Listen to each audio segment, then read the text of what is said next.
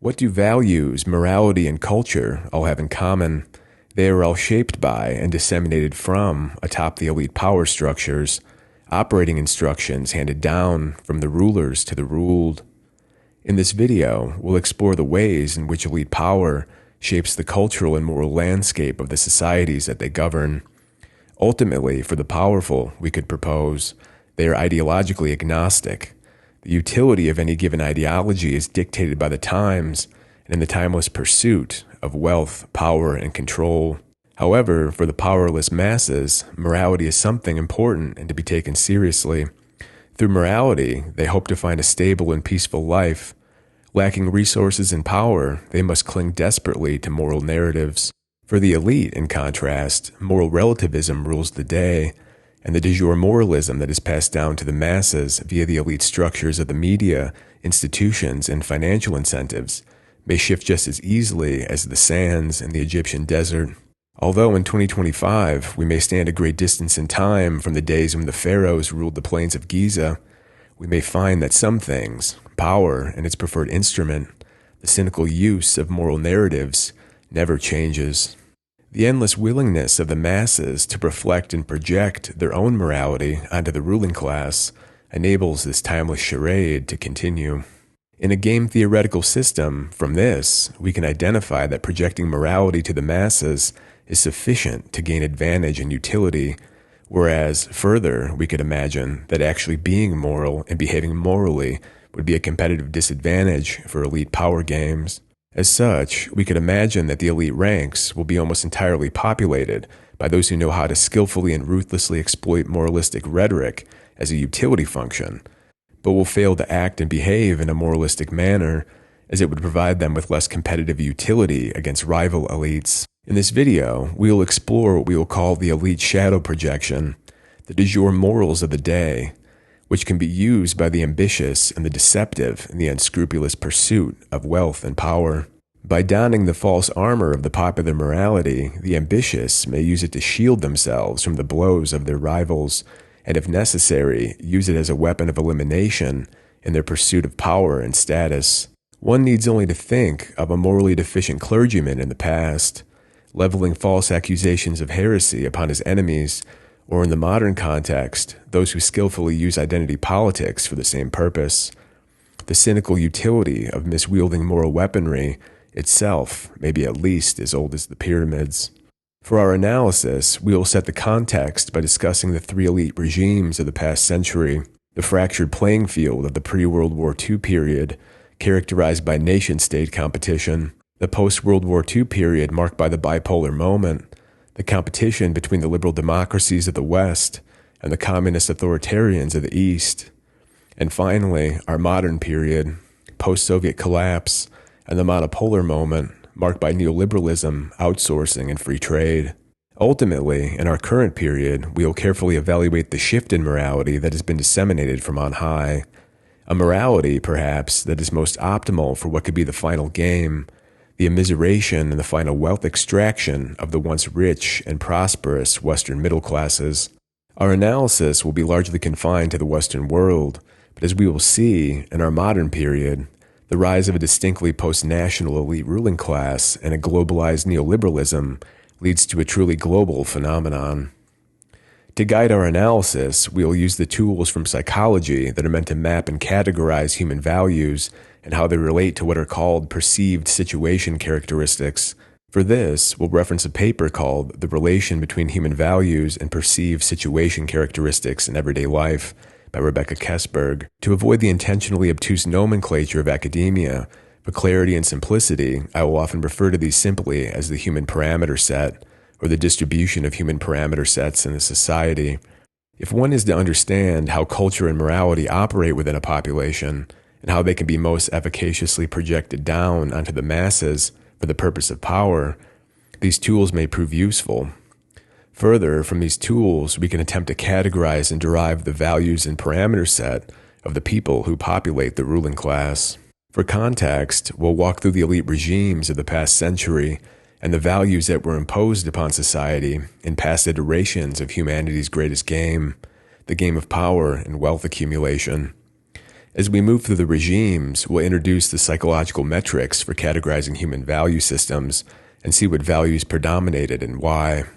As with almost all things, this analysis will be done through post hoc rationalization, but in the world of relativism, the validity of any post hoc rationalization lies in the eye of the beholder. In the infinite landscape of possible narratives, the story is merely a single spectral line pulled from a continuous spectrum. The pre-World War II period can be described as one marked by nation-state competition. The ruling class was largely confined to a single nation-state empire or confederacy of nations. The values present during this period were rather similar to the values that had dominated societies for centuries, mainly traditionalism, religious-based morality, and ones focused on conformity, meritocracy, and self-reliance. Back in the day, times were hard.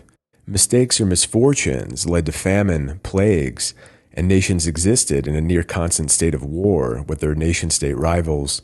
But from this cauldron of war emerged new technologies and scientific advancements, an inconvenient truth. Humanity's technological progress has always been driven by the motive force of war and in preserving an asymmetric advantage for destruction. The newest advantage for nation-states came in the form of industrialization.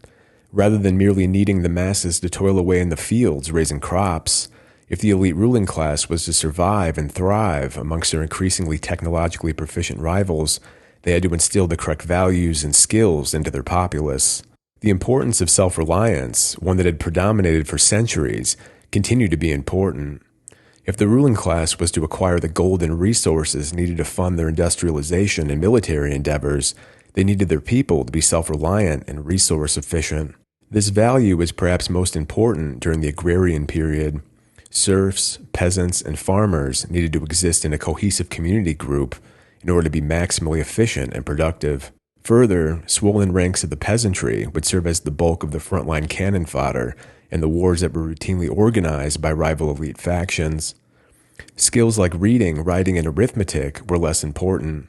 But with the technological progression during the Industrial Revolution, peasants were increasingly moved to urban settings in order to work in factories and industrial facilities. In order to best perform these increasingly complicated tasks, mass education began to be prioritized. We could imagine the moralistic narrative. We want to better our population and give them the gift of knowledge. But more cynically, we can just as easily view this as a utility function. If the rival nation had a better educated, better fed, and more skilled workforce, the ruling class would be in danger. Here, we introduce the first dimension, the dimension of self-enhancement and self-transcendence, or SET. Self-transcendence refers to collectivism, an appeal to benevolence, and in more advanced formulations, human universalism and equality. In the framework of Thomas Sowell, this could be largely viewed as the unconstrained vision in our modern context. On the right end of the spectrum, we have self-enhancement, or what could be broadly referred to as individualism, self-reliance, the importance of self-improvement, and meritocracy. Individuals high in the self-enhancement parameter will seek to focus inward on what they can control, themselves and their immediate surroundings. Effectively, it stands in contrast to the self-transcendent, and it is in the realist frame rather than the idealist or utopian frame of the self-transcendent.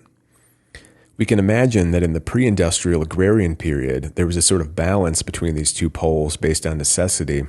Values of self-reliance were prioritized, while at the same time, the misery in which peasants lived and a total lack of social mobility would have lended them to seek salvation in the self-transcendent, something in the past which was largely filled by religion and community. A community of agrarian peasants would have lived as a sort of collective. Without the group, survival would have been impossible.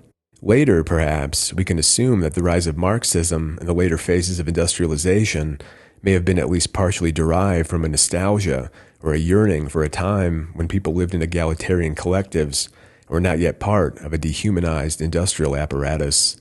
However, prior to industrialization, it's unlikely that peasants would have widely expressed much in the way of universalist beliefs or appeals for universal equality outside of their communities, because those times were dominated by strict hierarchies and a class-based system. The feudal lord was called lord for a reason. Just like an actual god, at best, you could beg for his mercy. If we move into the post-industrial period leading up to World War II, We could expect that the values and morality that were prioritized by the elites may have shifted somewhat to the right in the direction of self-enhancement. Although the industrialized system was still highly class-based, the increased importance of education and skills led to opportunities for social advancement, with, of course, a more skilled and educated workforce paying dividends for the elite ruling class in turn. Although, to a large degree, the values, proclivities, and the human parameter set exhibited by any single individual is partially innate, derived from the unique combination of their DNA, but the values and morality that an individual exhibits is also very malleable and is a product of their culture and their environment. The old nature versus nurture balance. We could imagine that some people, especially those higher in traits of individualism and with a higher internal locus of control, may be quite resistive and nonconformist with respect to the flavor of the day trends and moral fashions. However, we also know that many people are not. Oftentimes, many people are merely empty vessels. They will hold and defend whatever values or morals are poured into them from the broader informational and cultural environment. Perhaps we could infer that this may be a majority of the population, as this would be advantageous with respect to social equilibrium and the cohesive balance within a society. In the age of internet memes, this can be viewed through the lens of the non-playable character, or NPC. An NPC, ultimately, is an entity that serves a narrow utility function, and its behavior is entirely predictable based upon its programmed inputs. Of course, real life and real humans are more complicated than the digital constructions of video games, but we can imagine a sort of spectrum between the NPC and the dynamic playable character. But in another useful insight from video games, we have the concept of the meta, or the popular strategy that dominates multiplayer games at any moment. This serves as an example of an inescapable fact.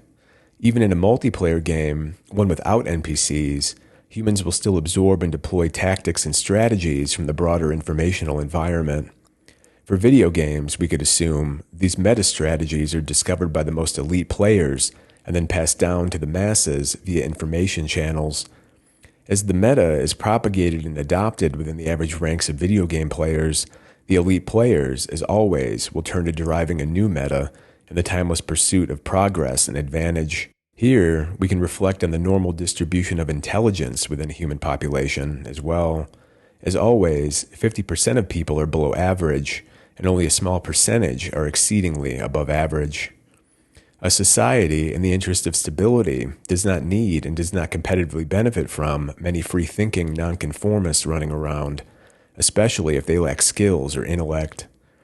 Ultimately, this premise forms the basis of the elite shadow projection, the proposal that popular morality and the values that predominate in a society at any given point in time are merely a reflection and a projection of elite interests, a utility function that best fits the power games of the day and the competitive landscape.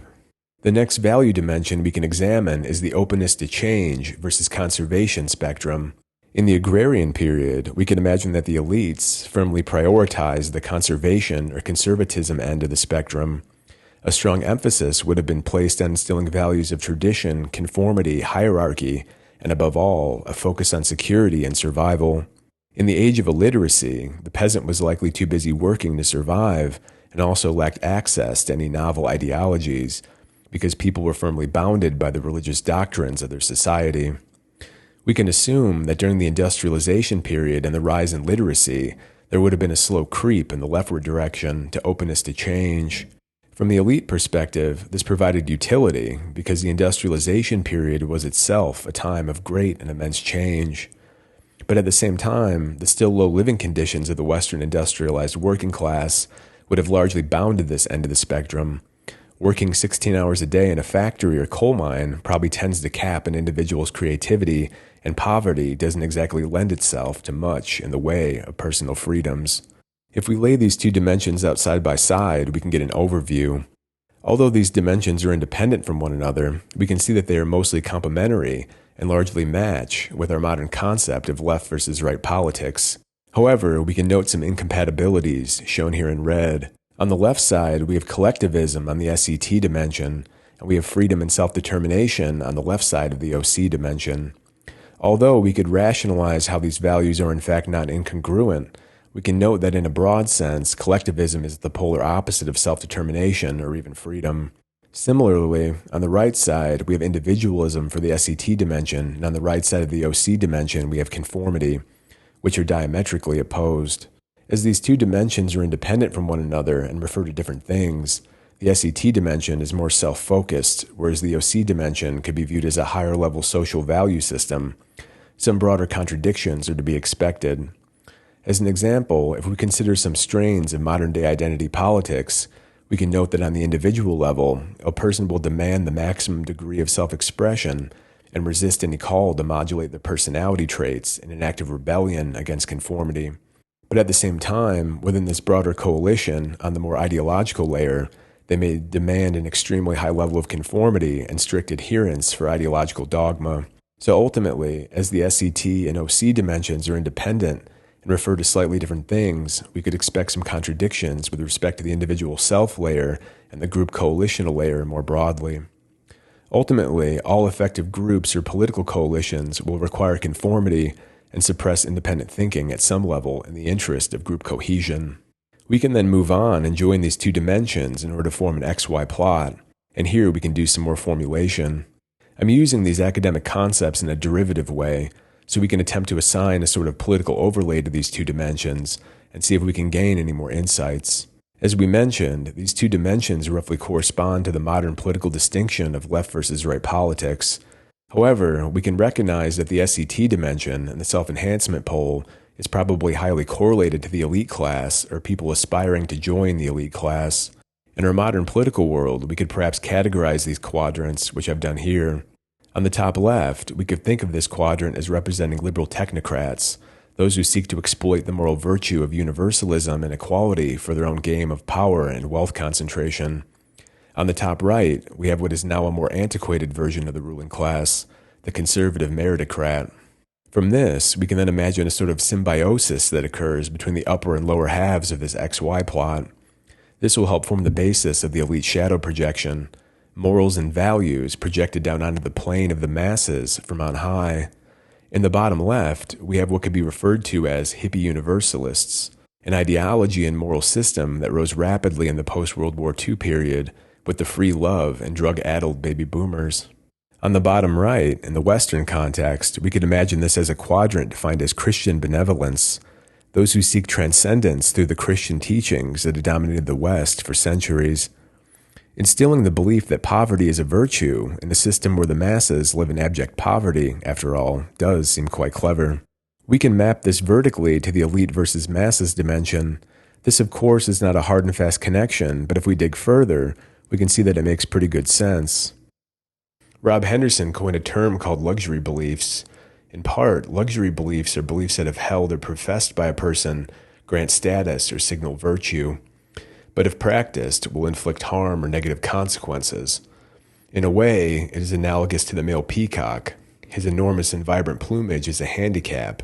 If he can survive with such a handicap, he must be a strong and fit peacock indeed. However, luxury beliefs go even further. Amongst many of the elites that profess luxury beliefs, they very often don't practice what they preach. For example, some luxury beliefs include not getting married, devaluing the importance of the nuclear family, and defunding the police. The elites that claim and profess these beliefs very often do not actually practice these beliefs. Instead, they disseminate these beliefs down to the masses. Through their high status positions or their academic prestige, they tell the masses that the science and the zeitgeist has changed. Don't follow the tradition, do the exact opposite. A prime example of the elite shadow projection. At the end of the day, they will drive home to their expensive low-crime zip code from their downtown high-rise office building or university lecture hall in their Mercedes or Tesla. We can also clarify that there is stratification within the elite and who pushes or subscribes to these luxury belief narratives. We could break this down to elite institutions, the media and universities primarily, wealthy members of the elite, and lower-level elite aspirants, those who may not be elite but will mimic and mirror elite narratives in order to better advance their position in the pursuit of attaining more power and status. Sometimes these people are referred to as strivers. They merely seek to get ahead. Deploying whatever moral framing or values that gets them ahead is all that really matters. For this latter group, the aspirant elite who lack the wealth and resources, we can think of them as the petty elite class. As they are lower down the socioeconomic ladder, these people may pay the ultimate cost for the luxury beliefs that they hold. Once they are made destitute by practicing these beliefs, you may find them making hysterical videos on TikTok. For the financially secure elite who don't practice what they preach, this phenomenon can be characterized by the phrase, stated versus revealed preferences. The elite will state things like, don't get married, the nuclear family is totally unimportant, and is only an artifact of the patriarchy, and that learning mathematics and quantitative reasoning isn't that big of a deal. Math is hard, after all. But the elites who profess these beliefs through their revealed preferences and revealed behaviors will be found getting married, having a stable family, and making sure their children study hard in school and learn quantitative reasoning so that they can leverage the financial system instead of being exploited by it. In effect, it's a clear anti-competitive strategy, one that reinforces the existing power structures that they get paid so much to assail from the pages of their mainstream newspaper columns or peer-reviewed academic journals. For a wealthy system such as ours, encouraging a belief system that disadvantages its practitioner has the added effect of increasing the number within the needy, destitute masses. These destitute masses, then, can become new client groups of the mass state and will loyally vote for the establishment candidates that make a theatrical display of wanting to help them and alleviate their problems. The problems never get solved, but hey, it's the thought that counts. By funneling resources to these needy groups through various conduits, charities, NGOs, and governmental programs, elite groups that are well positioned may capture their share of these monetary flows in the form of governmental contracts or consulting fees. Start a charity, collect donations from the naive public, pocket 90% of it for your salary and administration costs, and disseminate the remaining 10% to the needy. This forms the basis of the charity and NGO industrial complex. In effect, they are discouraging the masses from pursuing self-enhancement. Stay broke, stay stupid, and remain dependent on the ruling class. Put your 2-year-old in front of an iPad all day. Parenting is hard. Let the algorithm parent them for you. The algorithm, of course, which is itself controlled by the elite apparatus. Rather than worry about self-enhancement, self-improvement, educating yourself, and taking care of your family, simply enter the transcendent underclass. Make TikToks about manifesting your dreams or circuitous ramblings about how we're all human and we're all really one, man. If only we could elevate our consciousness. And the billionaires, don't forget the billionaires, but only the ones that don't seem to support your team or espouse your preferred rhetoric. But while you're on TikTok, either making or consuming brain rot content, the elites, always characterized by the self-enhancement parameter, are out there getting smarter, more wealthy, and more organized. But returning to our context journey, we'll move on to the post-World War II period, the Cold War, and the battle of West versus East. In the Cold War period, largely, the previous regime of nation-state competition had come to an end. Europe had been decimated and consolidated either under the US or the Soviet Union, and perhaps here, the left end of the SET spectrum really comes into play. Ultimately, at a high level, we can think of the post-World War II period as when universalism really began to have a high level of utility for the elite ruling class, both in the West and in the East. With the nation-state model largely a thing of the past, the liberal democracies of the West and the communist authoritarian regimes of the East sought to recruit nations from across the globe into their camps. The geopolitical landscape was slowly moving from that of a mostly closed system to the open system, an open system that would one day be needed for neoliberalism and globalization, the most ultimate and highly evolved form of unbridled capitalism. In the wake of World War II, with Britain lying in ruins, the U.S. broadly facilitated the dissolution of colonialism. As with all elite mechanisms and strategies, this wasn't done for truly humanitarian or moralistic reasons, but rather it was done to mitigate the grievances of the colonized nations and ward off them being enticed into the new neo-religion of communism, one that required a centralized and totalitarian mass state. Even to this day, for example, we can see that formerly colonized nations will welcome Russia or China with open arms. They will have their resources extracted and exploited, not unlike the past Western colonizers, but it is merely the idea that it's a different group of extractors and exploiters that counts. Human sentiments, as Pareto points out, are non-logical. Sometimes the devil you don't know is preferred to the one that you do know, or at least it offers a sort of novelty and surprise factor. We can also point out another interesting but perhaps insightful observation. Under the system of Western colonialism, the colonized masses were exploited, tortured, and re-educated on the order of foreign elites. What communism offered was a twist on that. You can choose communism and instead be tortured, exploited, and re-educated by the domestic elites of a Soviet or Maoist ruling class. However, there's even more depth here. The Western system of liberal democracy may be found oppressing and exploiting foreign populations, but the communist authoritarian system of the East never could make it past exploiting and oppressing their own domestic population. In other words, liberal democracy primarily exploits external populations, and communist systems exploit their own internal populations. If we extrapolate this phenomenon, then we can conclude that if communism would have in fact swept the globe and displaced liberal democracy, then the entire population of the world would have toiled under the oppression and exploitation of a communist ruling class. A strange but possibly more egalitarian system, but as always, all of the animals would be equal, but some would be more equal than the others. So, in the utilitarian sense, at least under liberal democracies, the whole world doesn't have to live under totalitarian control and thought policing. But of course, utilitarian analyses aren't exactly moral or ethical, are they? And we're always instructed to never entertain those, as utilitarianism is reserved only for the ruling class. But we'll return to that thought later, especially as it relates to extremely universalist ideologies like communism or neoliberalism. Perhaps they are the most dangerous of all.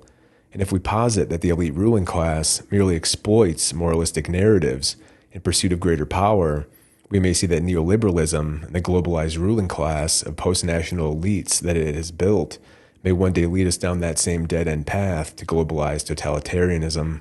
This was something that F.A. Hayek warned of when he discussed the risks of an internationalized political system in his book, The Road to Serfdom, published in 1944, a book published on the dawn of this post-World War II era amidst the rise of the mass state and the managerial revolution. With the old systems, a person could at least assign a name to their oppressor, kings, queens, dukes, or ministers. After the managerial revolution, the oppression would be facilitated by an army of faceless and nameless bureaucrats and eventually delocalized across international borders. A delocalized and decentralized system, of course, is more robust, making a successful challenge to this delocalized ruling class nearly impossible, and leading to a reality where the domestic population would have no real clear understanding of who and what to blame. In our modern context, we can see this phenomenon in the US and in Europe. In the US, some people will blame Israel or the still apparent and lingering influence of the British Empire on the US's foreign policy. The British will blame some combination of European continentals, the European Union, and the Americans. And in Europe, people will bemoan that they are vassal states of the US, and thus the US is the root of all their problems. American conservatives will blame the Europeans, their moral humanitarian arrogance, and their welfare state socialism that the American liberals love and wish to emulate. But in our reality, the ruling class has become a delocalized network of government bureaucrats, the hyper-wealthy, multinational corporations, tech companies, and their interface layer that they share with the clever, all-seeing, and delocalized intelligence apparatus. During the Cold War regime, the liberal democracies of the West had to maintain high standards of living and freedom for their populations. If the Western elite had gotten too greedy, their populations may have more readily fallen under the sway of communism, and the game would have been lost. Also, in contrast to the rigid and oppressive ideology of Marxism, Leninism, and Maoism, the freedom and latitude that Western populations were granted enabled them to be creative and innovative, powerful weapons in the economic war between the East and the West. However, as I've alluded to in past videos, something strange may have been going on as far back as the 1970s, an ominous hint of things to come. The unholy union between the Western elites and the elites of communist China. The makings of the globalized post-national ruling class that would come to dominate the 21st century under the shared flag of neoliberalism and socialism with Chinese characteristics. By the time that 1978 rolled around, perhaps, it seemed clear that the Soviet Union was destined to fail under its centrally planned and more purely socialist economic model. China, it seems, also came to this conclusion, where China began the proto-stages of its economic opening under Deng Xiaoping and what would eventually become the most supercharged system of state-controlled capitalism that the world has ever known. Remember, as a guiding principle, power is agnostic to ideology. Power concerns itself only with power and wealth accumulation. Ideologies and moral narratives, I would propose, are just fairy tales for us, the disorganized and confused masses, such that we stay confused and disorganized. Stay in the realm of the transcendent and don't seek to improve your position in life, a worldview to befit your station. Although this analysis focuses on the West, as we have seen here, so too did the Chinese ruling class deploy the old moral and ideological switcheroo. More evidence for the universality of this mechanism. In the eyes of the Chinese Communist Party, no longer was capitalism necessarily evil per se. It would just be incorporated into a twist on communism, what the Chinese refer to paradoxically as socialism with Chinese characteristics. Ideology and morality, when deployed by the powerful, are liquid, formless, and shapeless. Their purpose is only to attain, gain, and maintain power. In the words of Bruce Lee, you must be shapeless, formless like water. When you pour water in a cup, it becomes the cup. When you pour water in a bottle, it becomes the bottle. When you pour water into a teapot, it becomes the teapot. Water can drip and it can crash. Be water, my friend.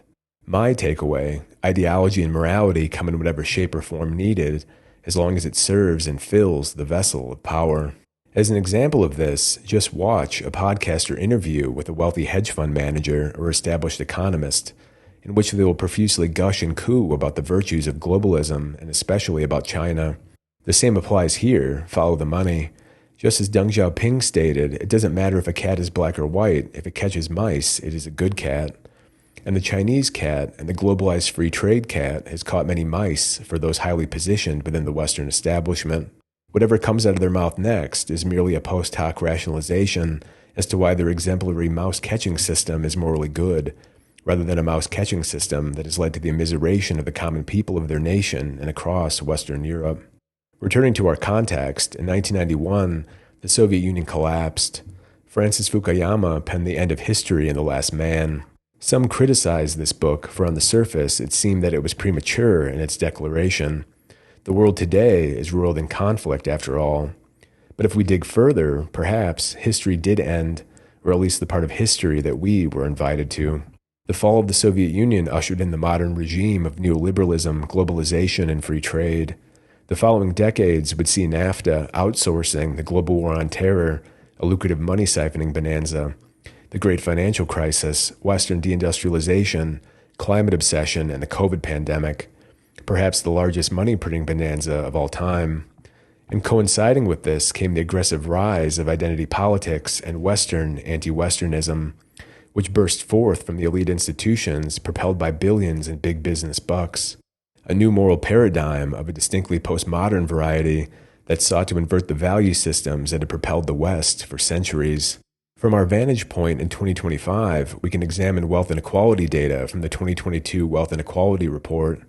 If we look at the annual global wealth growth rate from 1995 to 2021 for the different wealth groups, we can clearly see the outcome after more than 30 years of this new elite regime, the new regime of neoliberal free trade and globalization.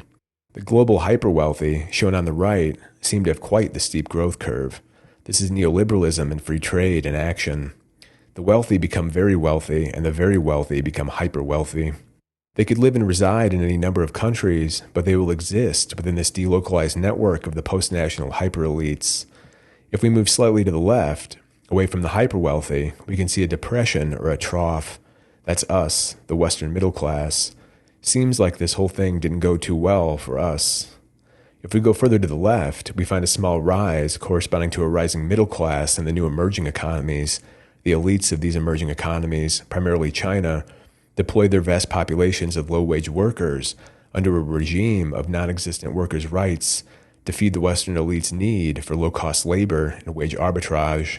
Maybe we can let our minds drift back to the late 1970s, to the days of Kissinger, Deng Xiaoping, and the Soviet-Sino split, and wonder, maybe, if this isn't exactly what they had in mind. A masterfully executed plan, or just a coincidence, you can decide. If we go further to the left, to the bottom 50% of global wealth, despite the lofty moralistic narratives that we hear about free trade lifting all boats, we can see that the bottom 50% didn't really fare that well either. Ultimately, for the global bottom 99.99% of wealth holders, we can see a flattening and leveling effect, whereas in the most upper echelon, in the top 0.001%, we can see a skyrocket of wealth concentration. This, perhaps, is the wealth equity and equality that we hear about. If you squint, the bottom 99.99% becomes more equally poor. Equity will be achieved so long as we don't examine the furthest right portion of this graph. If we look at the share of global wealth for the richest 0.001% and the bottom 50%, we can see how hyper-elite wealth may ebb and flow, but it always rises. It's also interesting to see how hyper-elite wealth spikes either immediately before or during a crisis. And of course, actually measuring hyper-elite wealth is probably impossible.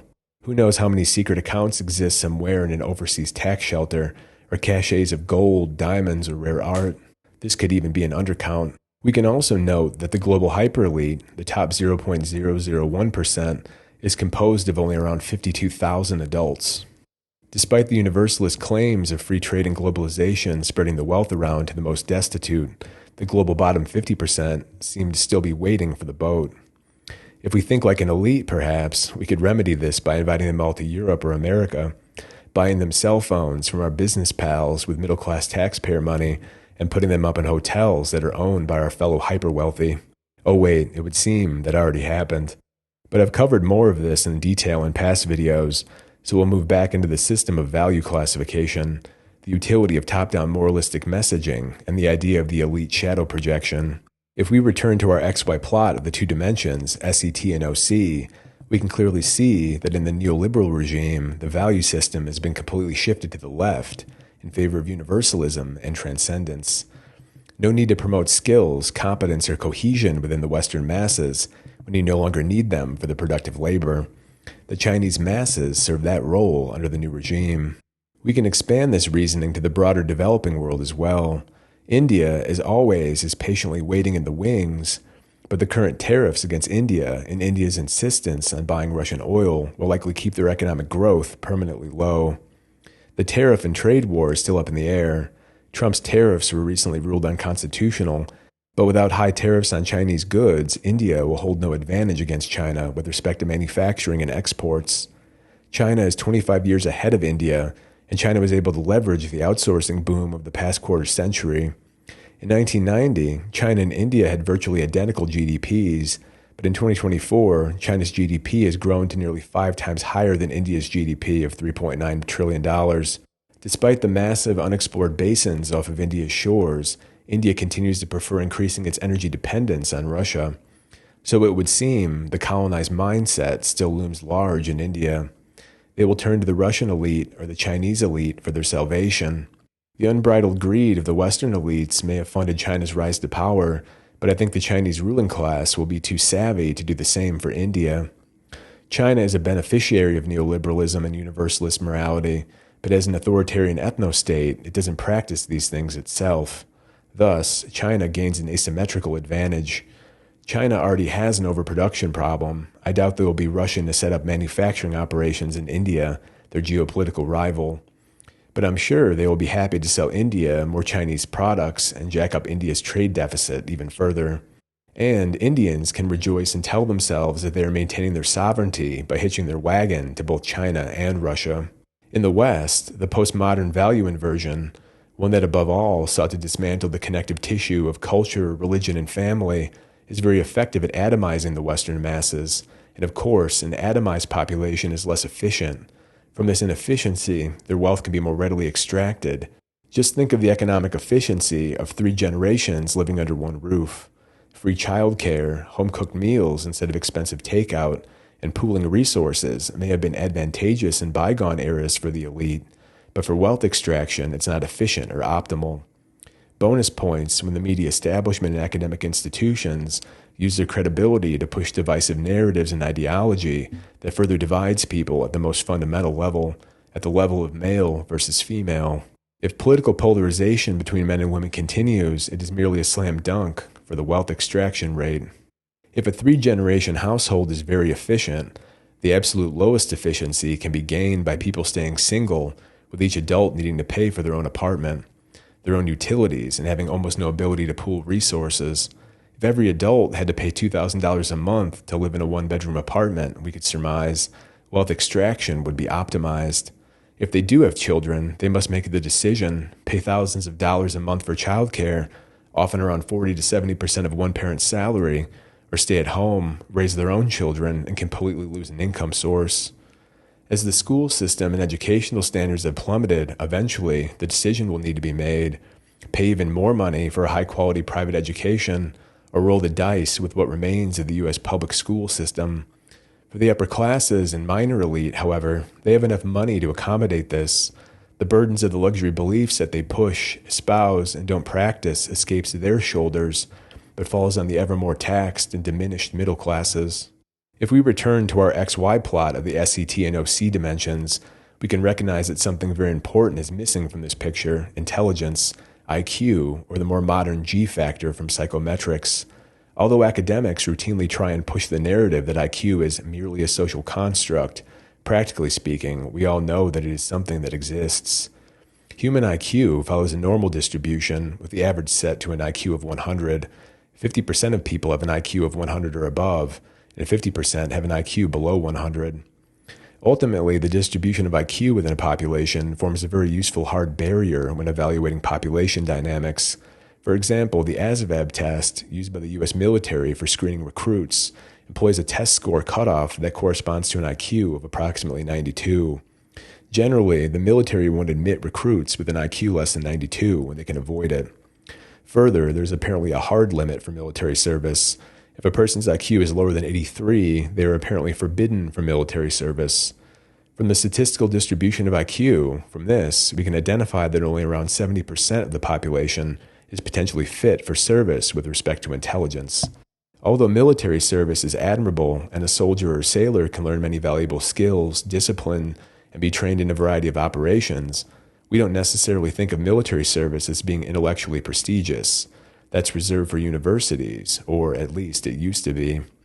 By military standards, again, not the bastion of intellectual prestige, around 70% of the population is fit for service. But very interestingly, if we examine university enrollment numbers for 18 to 24-year-olds in the U.S., we can see something very interesting, alarming, or hilarious, depending on your perspective. Back in the 1950s, only around 15% of this age demographic was enrolled in universities.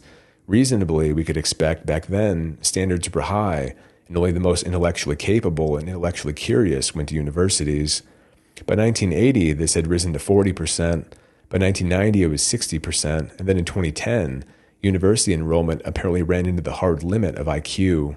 70% of 18 to 24-year-olds were enrolled in university. In the rush to make more people go to college and take on life-crushing debt, the university system effectively lowered its intellectual standards to those of the U.S. military. Again, I don't mean to disparage military service, but the military is not necessarily viewed as the gold standard path for the intellectually curious and gifted. But perhaps we can conclude that those who joined the military were probably smarter than many of the people who pursued university education. At least in the military, you get paid and you get free room and board. In university, you just get crippling debt. From this overlay, we can probably safely conclude that the universities had dramatically lowered their standards in order to maximally admit as many people as possible. No wonder a university degree is no longer viewed as economically valuable. But again, we can see the universalism in this, where every person is entitled to get a college degree. But of course, the actual elite members of society or elite aspirants who truly gain access to the elite class will still have higher IQs. In the framework of luxury beliefs, we could propose that the high intelligence elites will largely profess luxury beliefs, but be smart enough not to follow them, or at least be wealthy enough to escape the consequences. For the lower intelligence elite aspirants, those who flooded the universities, they may not be clever enough to realize that they shouldn't practice the beliefs that their professors taught them about in university. But regardless, they disperse throughout society and on social media, performing the timeless function of useful idiot. They may also serve as the enforcers of the moral code from within the masses itself, something akin to political commissars. Although they may never have real wealth or enter the true ranks of the elite, this grants an element of power and the self-aggrandized moral inflation that one may feel when they have embarked upon an establishment-approved moral crusade. If we return to our XY plot and now include the Z-axis for intelligence, we can begin to visualize what we can call the elite shadow projection. As a reminder, for the XY plane, we assign these labels. For the more elite domains marked by high self-enhancement, we have the liberal technocrats and the conservative meritocrats. For the domains marked by self-transcendence, what we can associate with the masses, we have hippie universalism and Christian benevolence. If we move to the three-dimensional version of the plot, we can imagine the elite shadow projection that dominated before our modern era. In the era where elites were generally conservative meritocrats, and the masses were largely adherents of Christian benevolence. We can imagine the elite pyramid is reflected across the x-axis and then projected down onto the masses. These are the values and morality that the elites project down onto their populations. The values and morals that are projected down onto society is itself a reflection of the elite ruling class at the time. If the elites are to maximize utility from their population, they will need them to think, perceive, and act in a way that is maximally beneficial for elite interest. In our modern era, especially post-Soviet collapse and 30 years down the road of neoliberalism, we can imagine that the leftward shift of the elite ruling class now results in a different elite shadow projection and results in the bewildering, deranging, and incoherent ideology and morality that propagates in the modern West. One marked by contradictory elements, obsessive focus on the self and identity essentialism, a hatred of the quantitative disciplines and logic, intolerance masquerading as tolerance, utopian collectivism, and above all, a zealous desire to smash and dispel all of the traditions and guardrails that made the Western middle class wealthy, prosperous, and free. But through this lens, it can be demystified, simply identify the utility that any belief or phenomenon has for the rulers and wealthy, and suddenly it might make more sense. If you're someone who prefers a sort of demoralized enlightenment rather than the constant confusion and derangement of the utopian, this toolkit might be for you. We can also think of these dynamics with respect to the information ecosystem, echo chambers, and the balance of narratives that propagate on the internet. And if we imagine that every person has some kind of parameter set, they can simply be sorted and filtered into a local minima on the potential energy surface of the cognitive landscape. Some on the left, some on the right, some in the centrist mainstream. It can all be sliced, diced, and balanced. I'll end with this semi-relevant musing. Although ridiculed for his comically simple statement, Senator Ted Stevens astutely pointed out that the internet is a series of tubes. But if all things flow, and if information is a thing, then information also flows. So perhaps the internet can be accurately described as a series of tubes that simply convey a flow of information to the right places. But money is also a thing, and its flow is perhaps the most important force in human society. Follow the flow of money, and you can peer through the dense fog of manipulations and deceptions, clear the blockages that have been installed in your thought process, and uncover what may be the real purpose behind events and social phenomenon. Money and wealth is not metaphysical. Ignore the lofty and metaphysical appeals to universal humanity and the fairy tales that you are told that are meant to explain phenomenon that you can observe with your own two eyes. Embrace logic, observation, and experimental reasoning. Seek data and patterns, make observations, and track what you experience. The truth is that some mechanisms are very simple. The simple mechanism may manifest in a kaleidoscope of noise, flashing lights, and moral sophistry, but the mechanism can be found by following the flow of the material. Everything flows. Money is a thing. Just follow the money. And take a page from the elite playbook and point yourself in the direction of self-enhancement. There is no need to be angry about any of this, for it is all out of our control. What you can control is yourself, your emotional reactions to things, and your immediate surroundings. Read a book, go outside, go to the gym, make a friend, eat healthier, make a budget, stop buying things you don't need, and practice using your brain to ward off brain rot. If a person makes peace with the system, perhaps they can focus more on what they can control and try to better their position in life. I would suspect that our modern ideological landscape is deranging for a reason. Derive your own moral compass, or at least rely on time-tested traditions to build your moral compass. There's nothing new under the sun, and the traditions that have survived the longest survive because they confer a competitive advantage for their practitioners. If, as it would seem, we are all headed for increasingly harder times, we're more likely to find utility in the older traditions, for they are the traditions and moral principles of a harder time. If the Western world ultimately descends into madness, they will be carried there by the current, or maybe the torrential flow of de jour moralism, one reflected and projected down onto the masses, the elite shadow projection. At the very least, you can step out of this flow and pull yourself up to drier cognitive ground. Anyway, if you made it this far, thanks for watching, and as always, please consider subscribing to the channel, liking the video, or leaving me a comment. I was going to include another classification scheme called the 8 diamonds that is pretty interesting with respect to the parameter sets of the elites versus the masses, but I'll continue with that in another video. We'll also use these classification schemes to explore the narrative landscape. An effective narrative needs to resonate with an audience, with the resonance being dependent upon a person's parameter set, so we can continue exploring these classification systems in a future video. Anyway, thanks again, and have a nice day or night.